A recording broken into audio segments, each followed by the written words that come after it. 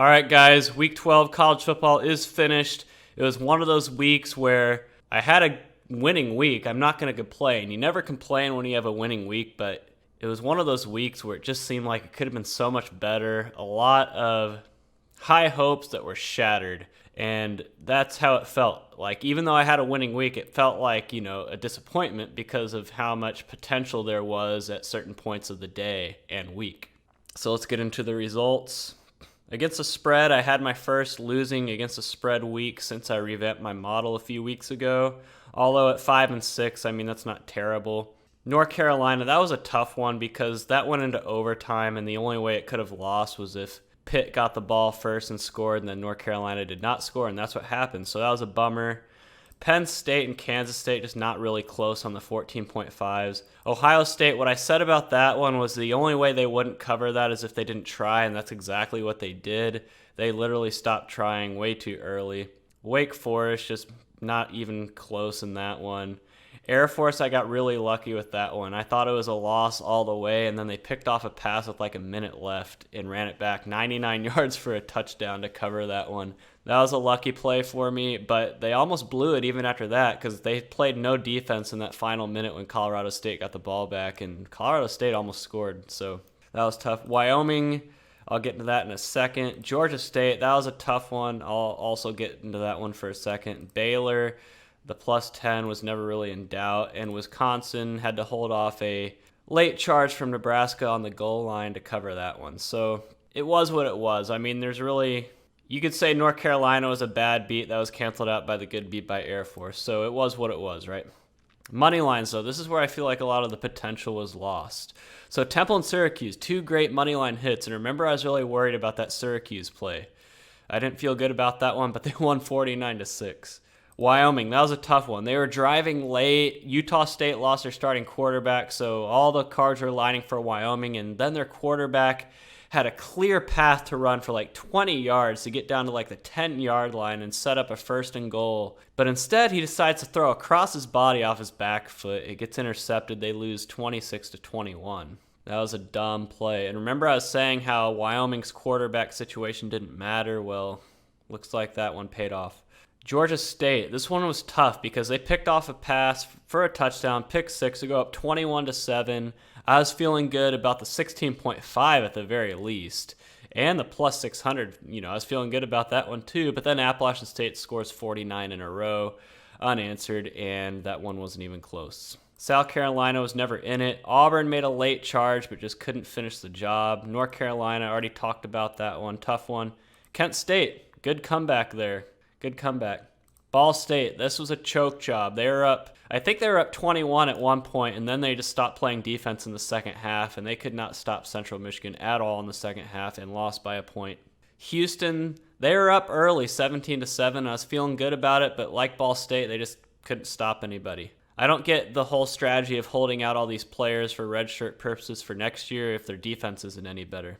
Rice, biggest hit of the day, plus 525. Great hit.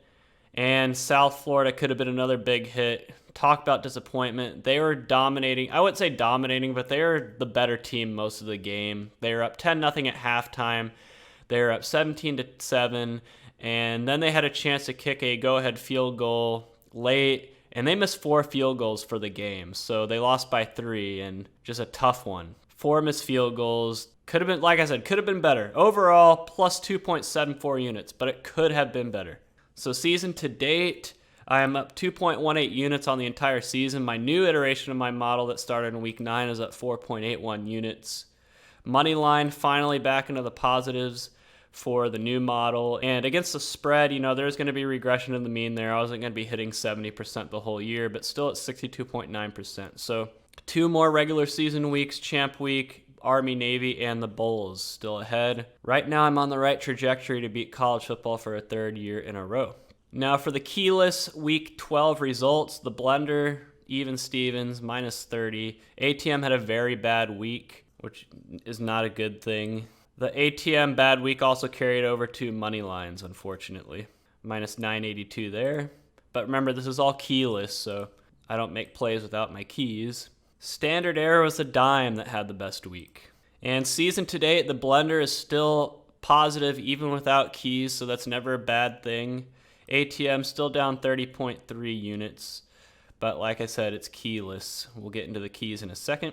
And money lines, the ATM money line is still good at plus 31 units, the half plus 77 units, mainly because they had that Illinois win in there, which is why it's so much further ahead than everybody else. The Illinois win over Wisconsin a few weeks ago.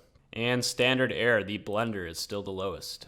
Keys, for the first time since I started my new model, we're going to have a little bit of changes on the keys for the spread bets. Not much. We're just lowering the blender key down to 2.92 from 3.125.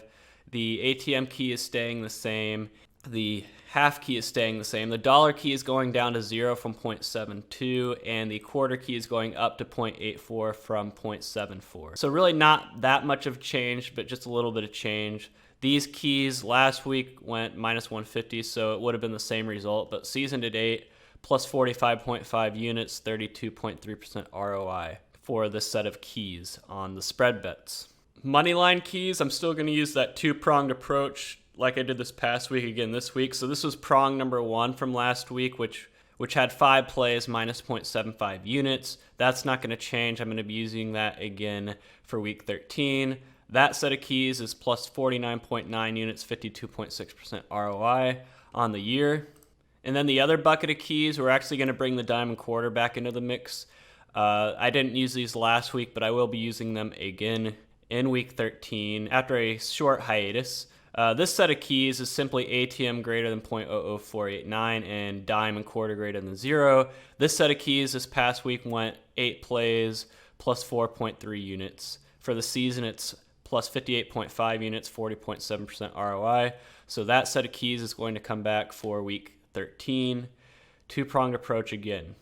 So overall, week 12, can't complain, still is in the positive, but it just could have been better. Hopefully week 13, we'll be able to right some of those wrongs.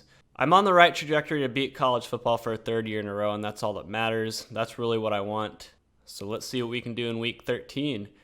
As far as college basketball is concerned, I'm getting a lot of questions about that. I'll be doing a video on the update of the college basketball process at some point this week, and we're still set for a launch of Thursday, November 21st for college basketball. Well, that wraps up the week 12 picks video. I'll see you on Wednesday for the week 13 picks video. Check my Twitter account at WCLEISS if you want to see what I'm on for the Tuesday and Wednesday games. Until Wednesday, this is Sports Betting Truth signing off.